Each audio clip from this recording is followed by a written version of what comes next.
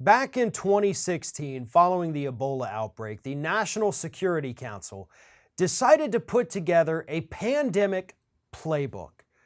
They had been around the block, they had seen how these pandemics typically play out, and even though each one is different, there were still certain things about each pandemic that were similar. So they outlined steps that the federal government could take to help reduce the spread of any kind of viral or bacterial outbreak we had in this country. And that was back in 2016. And here we are 4 years later. The Trump administration knew that the playbook existed. They had the playbook, but they thought to themselves, you know what? We know better.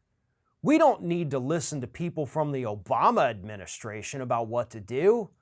We're going to do this on our own. We don't need to listen to the experts. Thanks for saying something, but we're fine. And now look at what's happened in this country. More than 81,000 confirmed cases of this virus.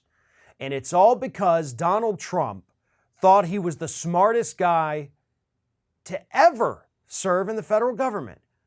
He thought he knew better. He didn't have to listen to anyone trying to come up to him and say, hey, here's how we need to play this. Hey, other administrations have been through similar situations. Here is what they found out works best. And Trump said no. He said, no, we're not going to do this. We're not going to go into one of these, localized lockdowns.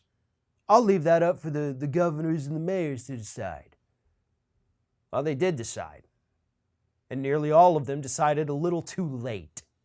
But you could have done that, and that was one of the things in this playbook. Another thing in the playbook was once you get word that this could happen, you should immediately ramp up production of medical supplies because you're going to need them.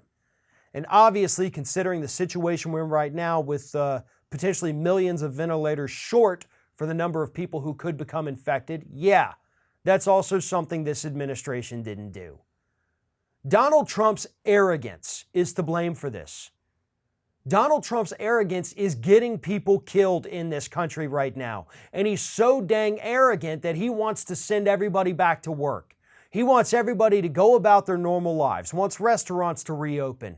Go and sit in a crowded restaurant with 75 people, have all kinds of different folks in the back touching your food, touching your plate, serving it to you, people coughing, that getting up in the air. Trump thinks that's fine. Folks, it's not.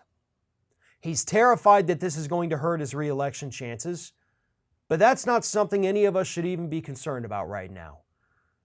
If he somehow comes out and designs a masterful response to this and it goes away in the next 2 weeks, awesome. And that may help him get re-elected, but we also can't care about that right now either. What we have to worry about is the safety and the public health. That's it. That's it. Those are the only things we need to worry about right now. But the president doesn't care. He had the blueprint in his hands, but he thought he was smarter than everybody who contributed to this pandemic response plan. And that's why we're in the situation that we're in today.